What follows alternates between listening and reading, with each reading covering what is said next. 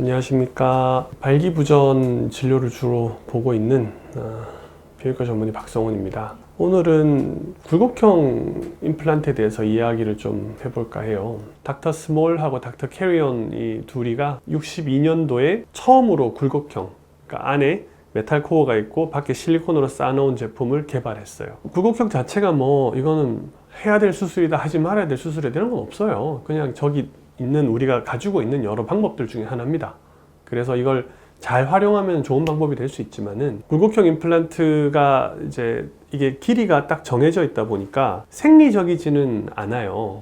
해면체가 원래는 힘을 받았다가 줄어들었다가 해야 되는 그런 조직인데 원래 해면체 길이만큼 굴곡형을 넣어 놓으면은 양 끝단이 견디질 못하고 대부분은 이제 귀두 쪽으로 점점 조직이 얇아지면서 이게 밀고 나옵니다. 그래서 이제 구멍이 뚫리게 되는 경우가 있어요. 그래서 감염이 되고 막 이렇게 문제가 되는 경우들이 있기 때문에 굴곡형을 처음 수술하셨던 선생님들은 이런 문제가 있는 것을 이제 사후에 사실 경험으로 알았죠. 경험으로 알고는 굴곡형 수술할 때 항상 측정한 해면체 길이보다 0.5에서 1cm 짧게 수술하는 걸 원칙으로 잡았어요. 수술하고 나면 근데 해면체 길이만큼 넣어 놓을 수가 없잖아요. 그렇기 때문에 좀 짧아진다. 두 번째는 쇠 철사 막대를 가지고 접었다 폈다 하는 거기 때문에 형태가 어색하다. 이 두 가지를 가지고 이제 환자들한테 설명을 했었습니다. 굴곡형에 대해서 뭐 이게 고장이 훨씬 적게 생긴다, 그 다음에 기계적으로 안정적이다라고 얘기하지만 실제로 10년 기계적인 생존율을 봤을 때 굴곡형도 팽창형하고 거의 흡사하게 고장이 납니다. 이게 철사 가능을 꼬아놓은 거거든요, 여러 가닥을. 그걸 굽혔다 폈다 계속 하면은 결국에는 부러지게 돼 있어요. 그래서 강직도가 유지가 되지 않는다거나 혹은 날카로운 부위가 튀어나온다거나 이런 문제가 생길 수 있기 때문에 고장나는 거는 크게 마찬가지예요. 다만 저 같은 경우에는 이제 손의 움직임이 좀 제한된 펌프를 누르기 어려운 경우에는 굴곡형도 생각해 볼 수 있지 않나. 그 외 거의 대부분의 경우에서는 굴곡형을 이렇게 설명하기 어려워요. 저는 권한다라는 표현은 좀 맞지 않는 것 같고, 애시당초 발기부전의 치료는 환자의 만족을 위한 거잖아요. 그래서 교과서적으로도 의사가 치료를 선택하는 게 아니라고 돼 있어요. 환자에게 치료 옵션을 설명하고 환자가 그 중에 자기 라이프 스타일에 맞고 자기가 목적하는 바에 맞는 방법을 선택하는 거라고 돼 있습니다. 그렇기 때문에 환자분들에게 굴곡형 팽창형을 뭐 이게 더 좋아요, 저게 더 좋아요 이렇게 설명하는 게 아니고 그냥 대체로 보여드려요.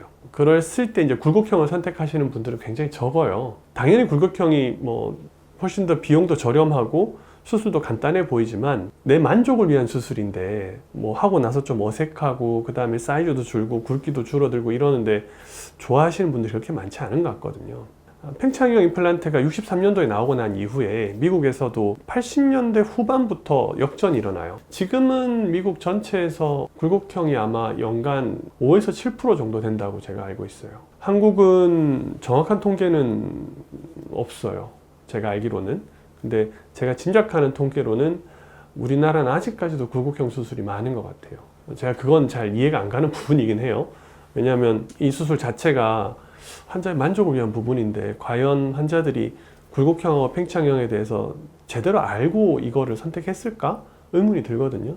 그리고 당신은 수술이 어렵기 때문에 팽창형이 안 되고 굴곡형이 된다, 그래서 굴곡형을 받아야 된다 이런 얘기를 들었다고 하시면서 오시는 분들을 종종 봐요. 근데 이거는 제가 좀 이해가 가지 않는 부분입니다. 굴곡형 임플란트를 받을 수 있는 환자들 중에 팽창 임플란트 수술을 못하는 경우는 거의 없다라고 봐도 돼요. 왜냐하면 물주머니 넣는 게 어렵기 때문에 그렇게 얘기하시는 것 같은데 복강 안에 물주머니 들어갈 수 있는 공간이 굉장히 다양하고 많습니다. 수술적인 어려움 때문에 굴곡형을 굳이 선택해야 된다, 그런 경우는 저는 없다고 생각해요. 그래서 그렇게 설명을 들으셨다면 한번 다시 생각해 보셔야 될 겁니다. 결국 굴곡형 임플란트를 하나, 뭐 팽창 임플란트를 하나, 환자분의 선택이십니다. 대신에 그 선택을 내리시기 전에 정확한 정보를 좀 가지고 하시는 게 나중에 후회를 줄일 수가 있어요.